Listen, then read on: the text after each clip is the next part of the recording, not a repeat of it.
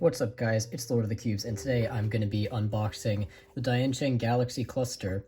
And by I'm going to be unboxing it today, I mean I unboxed it a week ago and accidentally deleted the footage, so I kept the box. We're going to do a second unboxing, guys. I get to experience the excitement all over again. Oh my god, it's a brand new FTO that I've never seen before. This is one of the most exciting cube releases so far of 2024.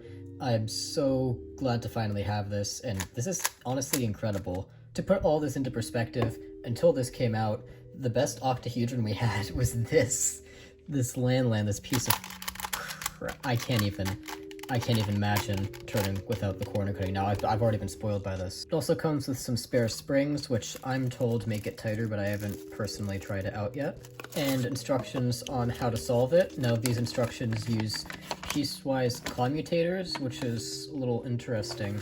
I thought they would have used the Ben Cisco method, but more on that later. This is the first mass-produced FTO to be magnetic, stickerless, or even just like a decent puzzle to speed solve. Like I said, the best mass-produced FTO we had before this was the Lan. Notice that I keep saying, oh, this is the best mass-produced FTO out there. That's because many FTOers have actually been 3D printing their own FTOs and replacing the caps on this, which is the Chi Super Ivy Cube.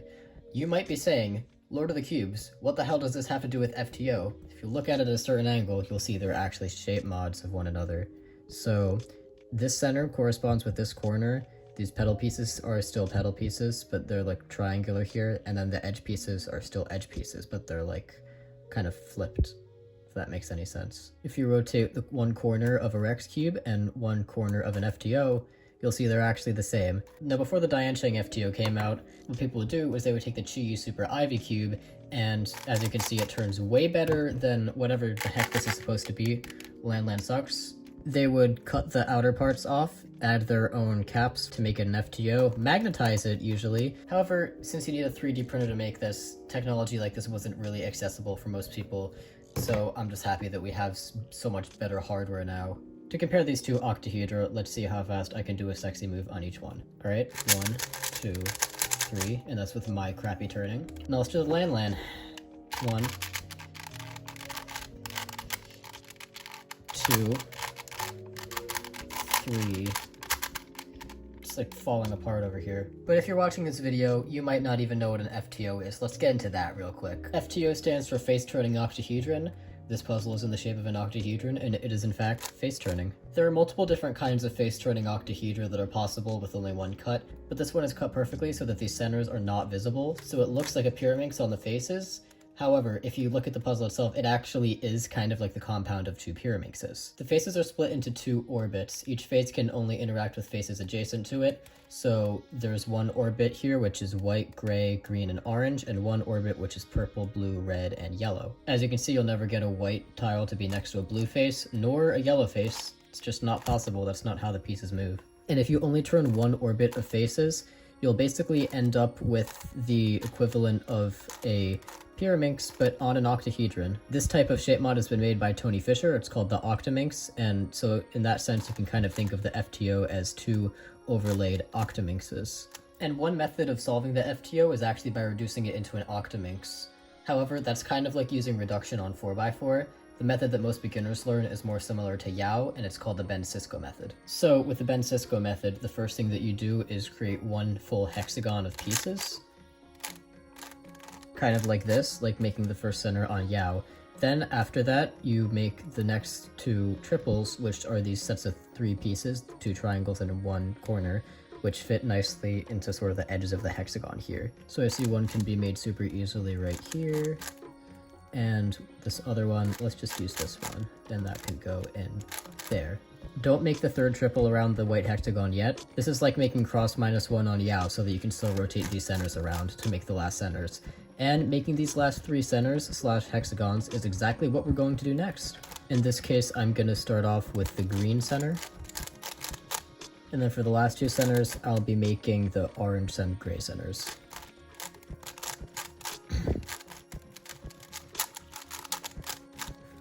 After that, you can insert your last triplet like this. And then usually you form your last three triples up in the top layer like this. There are algorithms you can learn for this to look TCP.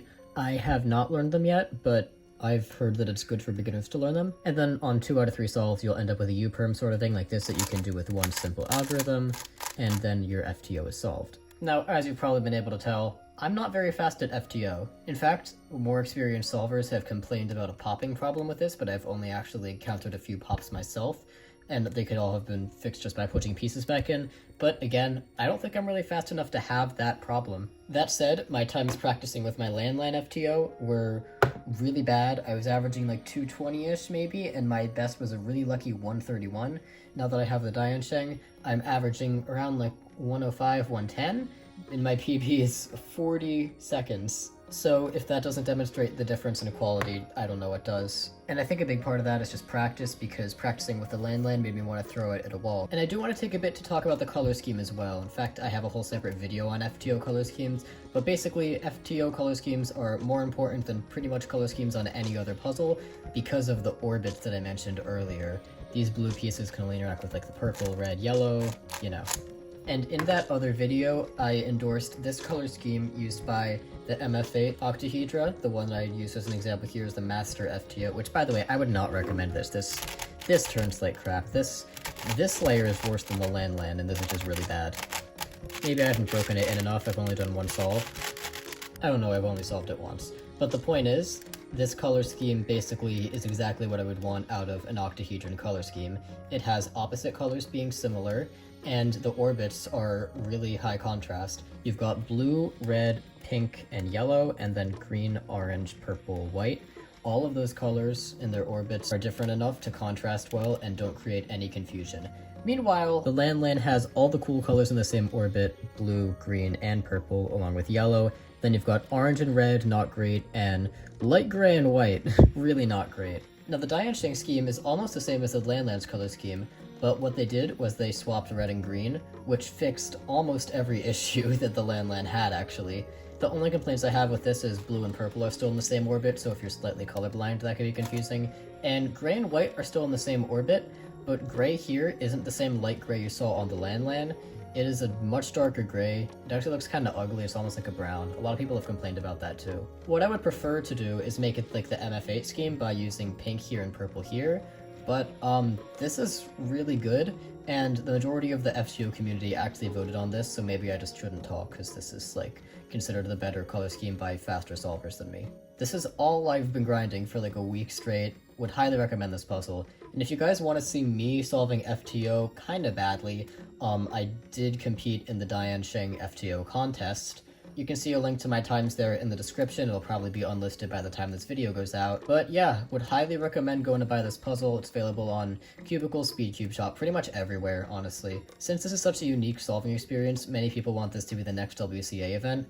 The only thing I've ever had against this as a WCA event was the bad hardware. But now, there's no more bad hardware, and I fully support FTO over WCA. And on that note, this is Lord of the Cubes, signing off. That was actually kind of cool.